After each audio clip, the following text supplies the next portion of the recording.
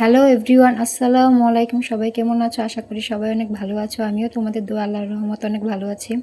বন্ধুরা, আজকে আবার চলে এসেছি তোমাদের সাথে আরও একটা নতুন ভিডিও শেয়ার করার জন্য। আজকে তোমাদের সাথে টাটকা পদ্মার ইলিশ ভাজার রেসিপি নিয়ে আমি হাজির হয়ে গেছি। খুবই টেস্টি এটা পদ্মার ইলিশ। আজকে এটাকে ভাজবো, আর এটার ভাজার রেসিপি খুবই সহজ আর খুবই সহজ একটা রেসিপি। তোমরা অবশ্যই এটা বাড়িতে ট্রাই করে দেখতে পারো, আর খুবই লোভনীয়, খেতে খুবই টেস্টি। আজকে বাড়িতে ইলিশ মাছ আনা হয়েছিল, তারপর ভাবলাম শর্টকাটে কী রান্না করব, তাই ভাবলাম আজকে ইলিশ মাছ ভাজা খাবো, গরম গরম ইলিশ মাছ ভাজা, আর তার সাথে গরম গরম ভাত। তাই ইলিশ মাছ রেসিপিটা তোমাদের সাথে শেয়ার করব বলে চলে আসলাম তোমাদের সামনে। বন্ধুরা দেখো, আমি মাছটাতে হলুদ মরিচ লবণ সব কিছু মাখিয়ে নিলাম। কাটাকাটি ধোয়াধুয়ি এগুলো তোমাদের সাথে দেখালাম না, কারণ ভিডিওটা অনেক বড় হয়ে যাবে। তাই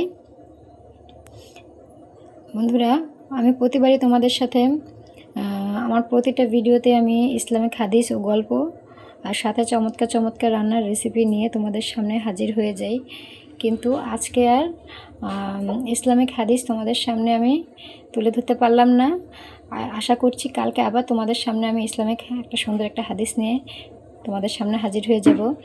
তাই আমার ভিডিওটা না টেনে সম্পূর্ণ দেখার অনুরোধ রইল। ভিডিওটা খুবই টুইস্ট হতে চলেছে, কারণ এমন গরম গরম ইলিশ মাছ ভাজা আর বৃষ্টির দিনে হলে আর কিছুই লাগে না, সাথে যে গরম গরম খিচুড়ি হয় আর কিছুই দরকার পড়ে না। বন্ধুরা, আজকে বৃষ্টি ছিল বাইরে, তাই ইলিশ মাছ ভাজার রেসিপি তোমাদের সামনে নিয়ে চলে আসলাম। এরকম বৃষ্টির দিনে গরম গরম ইলিশ মাছ ভাজা হলে আর কিছুই দরকার হয় না। বন্ধুরা, এখনও তোমরা যারা যারা আমার ভিডিওটা সাবস্ক্রাইব করোনি, লাইক কমেন্ট শেয়ার কিছুই করোনি, তাদের কাছে আমার অনুরোধ রইল তারা প্লিজ আমার চ্যানেলটা সাবস্ক্রাইব করে দাও, লাইক কমেন্ট শেয়ার করে দাও। তোমরা সাপোর্ট না করলে আমি কিছুতে সামনের দিকে আগাতে পারবো না। তাই তোমাদের সাপোর্ট অনেক অনেক প্রয়োজন, তোমাদের ভালোবাসা অনেক অনেক প্রয়োজন। আর যারা যারা সাবস্ক্রাইব করে দিয়েছো, লাইক কমেন্ট শেয়ার করে দিয়েছো, তাদেরকে আমার মন থেকে অনেক অনেক অনেক ভালোবাসা আর অভিনন্দন।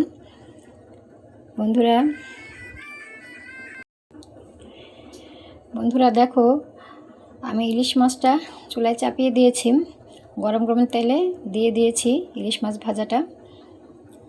দেখো, মাছটাতে আমি হলুদ মরিচ মাখিয়ে দিয়েছি, কত সুন্দর দেখাচ্ছে। এটা দেখেই বোঝা যাচ্ছে এটা ভাজলে যে কতটা টেস্টি হবে। ইলিশ মাছ কিন্তু চেনার অনেক উপায় আছে বন্ধুরা।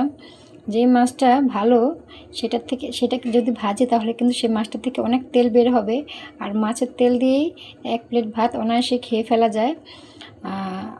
ইলিশ মাছ কিন্তু অনেক ধরনেরই আছে, মাছ চিনে কিনতে হয়। আর আমি যে ইলিশ মাছটা কিনে এনেছি এটা টাটকা পদ্মার ইলিশ। পদ্মার ইলিশ দেখলেই চেনা যায়, সেই মাছটাও পেটের উপর একটু লাল লাল থাকে, আর মাছটা একটু গোলাকারে হয়। আবার অনেক ইলিশ আছে চাঁদপুরে ইলিশ, সেটা কিন্তু অরিজিনাল পদ্মার হয় না। চাঁদপুরে ইলিশটাও খেতে এতটা টেস্ট হয় না, কিন্তু অরিজিনাল পদ্মা ইলিশটা অনেক টেস্ট হয় খেতে। তো বন্ধুরা, এখান থেকে তো আমার মাছ ভাজা হচ্ছে, তোমাদের সাথে তো আমি আজকে আর কোনো ইসলামিক হাদিস গল্প শেয়ার করতে পারছি না। তাই আজকে আমার ইলিশ মাছ ভাজার রেসিপিটা কীরকম হলো তোমরা অবশ্যই কমেন্টে জানাবে, লাইক কমেন্ট শেয়ার করে দেবে, আর অবশ্যই আমার চ্যানেলটাতে সাবস্ক্রাইব করে দেবে। তোমরা কমেন্টে জানাবে কীরকম রেসিপি তোমরা চাও, আমি তোমাদের সামনে সেই ধরনের রেসিপি নিয়ে হাজির হয়ে যাব।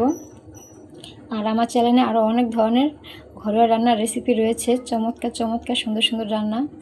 তোমরা অবশ্যই আমার সেই ভিডিওগুলো দেখবে। আর যারা ফেসবুক পেজ থেকে দেখছো, আমার ফেসবুক পেজের নাম স্বপ্না আক্তার, তোমরা সেখানে গিয়েও আমার রান্নার ভিডিওগুলো দেখতে পারো। খুবই চমৎকার চমৎকার রান্না আর লোভনীয় রান্নার রেসিপি রয়েছে আমার সেই ভিডিওতে। সবগুলো হচ্ছে ঘরোয়া আর স্বাস্থ্যসম্মত রান্না। ভিডিওগুলো না দেখলে অবশ্যই তোমরা মিস করবে, তাই ভিডিওটা না টেনে সম্পূর্ণ দেখার অনুরোধ রইল। যে যেখান থেকে দেখছো অবশ্যই আমাকে সাপোর্ট করবে, লাইক কমেন্ট শেয়ার করে দেবে। বন্ধুরা, তোমাদের সাথে কথা বলতে বলতে আমার মাছ ভাজা প্রায় শেষ হয়ে গেছে। দেখো বন্ধুরা, আমার মাছ ভাজা প্রায় শেষ। আমি এখন তুলে নিচ্ছি সবগুলো মাছ।